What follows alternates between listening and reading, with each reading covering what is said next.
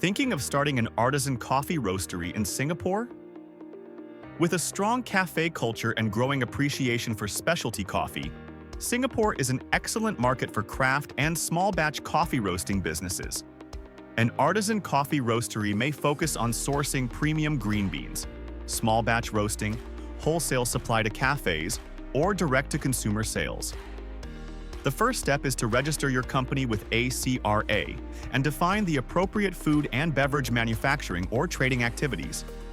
Next, regulatory compliance is essential. Coffee roasteries must meet food safety and hygiene requirements, including approvals from the Singapore Food Agency. Proper handling, storage, labeling, and traceability of coffee products are key to maintaining quality and compliance. Operational planning plays a major role in success. This includes selecting roasting equipment, sourcing beans ethically, developing roast profiles, managing inventory, and building a strong brand identity. Sound financial planning helps manage equipment investment, operating costs, and tax obligations.